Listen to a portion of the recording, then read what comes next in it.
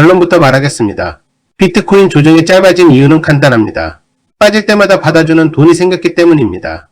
그 돈이 바로 비트코인 현물 ETF 자금입니다. 예전에는 비트코인이 빠지면 개인들이 겁먹고 같이 던졌습니다. 그러면 하락이 더 깊어졌습니다. 그런데 지금은 다릅니다.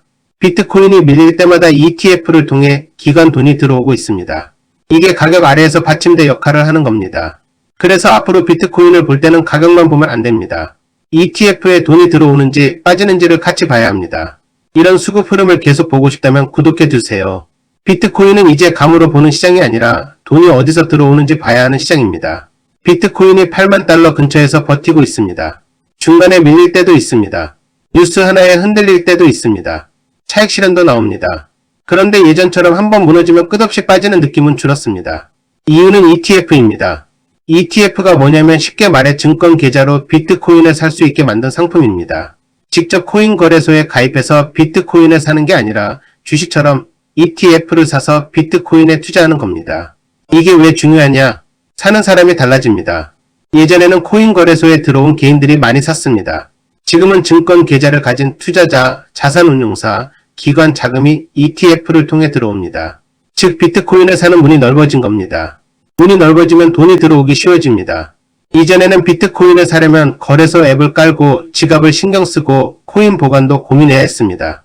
그런데 ETF는 다릅니다. 증권 계좌에서 주식 사듯이 접근할 수 있습니다. 이 차이가 큽니다. 비트코인이 코인 투자자들만의 자산에서 증권 계좌 안으로 들어온 자산이 된 겁니다.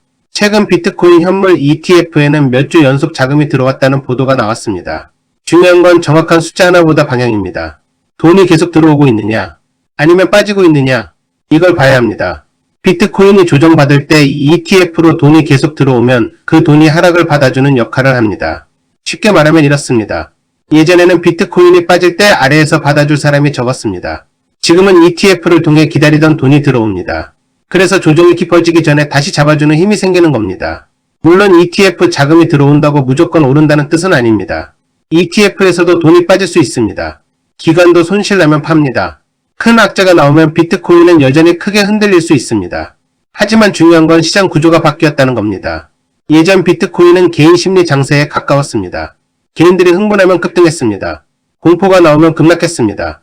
레버리지 청산이 나오면 더 크게 밀렸습니다. 지금은 여기에 기관 수급이 붙었습니다. 비트코인 ETF로 돈이 들어오면 비트코인은 점점 포트폴리오 자산처럼 다뤄집니다. 예전에는 이런 질문이었습니다. 비트코인 살까 말까? 지금은 이렇게 바뀌고 있습니다. 포트폴리오에 비트코인을 몇 % 넣을까? 이게 완전히 다릅니다. 비트코인이 위험한 자산인 건 맞습니다. 변동성도 큽니다. 그런데 제도권 돈이 들어오면 시장에 보는 방식이 달라집니다. 투기판으로만 보던 자산이 고위험 대체 자산으로 바뀌는 겁니다. 그래서 8만 달러가 중요합니다. 8만 달러 위에서 버티면 시장은 이렇게 봅니다.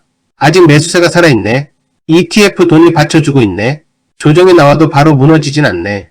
반대로 8만 달러를 깨고 회복하지 못하면 분위기가 달라집니다. 그때는 ETF 자금도 같이 봐야 합니다. 가격이 빠지는데 ETF 자금도 빠진다. 그러면 위험합니다. 가격이 빠지는데 ETF 자금은 들어온다. 그러면 조정이 짧게 끝날 가능성을 볼 수 있습니다. 그래서 비트코인은 이제 차트만 보면 안 됩니다. 차트는 결과입니다. ETF 자금은 수급입니다. 가격이 왜 버티는지 보려면 수급을 봐야 합니다. 투자자가 봐야 할 건 복잡하지 않습니다. 첫 번째, ETF 순유입이 이어지는지 봅니다. 돈이 계속 들어오면 시장은 쉽게 무너지기 어렵습니다. 반대로 며칠 연속 돈이 빠지면 조심해야 합니다. 두 번째, 8만 달러를 지키는지 봅니다. 8만 달러는 심리적 기준입니다. 잠깐 깨는 건 괜찮을 수 있습니다. 중요한 건 다시 회복하느냐입니다. 세 번째, 위로는 82,500달러와 85,000달러를 넘는지 봅니다. 버티기만 하면 박스권입니다. 다시 상승하려면 위 저항을 넘어야 합니다. 네 번째, ETF 자금과 가격이 같은 방향인지 봅니다.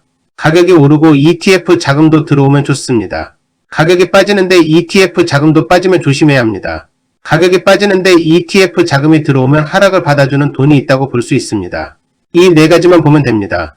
오늘 내용을 한 문장으로 정리하겠습니다. 비트코인 조정이 짧아진 이유는 ETF를 통해 기관, 돈이 들어오면서 빠질 때 받아주는 손이 생겼기 때문입니다. 이제 비트코인은 개인들만 사고 파는 시장이 아닙니다. ETF가 생겼고 기관이 들어오고 증권 계좌 안에서 비트코인을 사는 흐름이 만들어지고 있습니다. 그래서 앞으로 비트코인을 볼 때는 이렇게 보세요. 가격만 보지 말고 ETF 자금 흐름을 같이 보세요. 돈이 들어오면 버티에 힘이 생깁니다.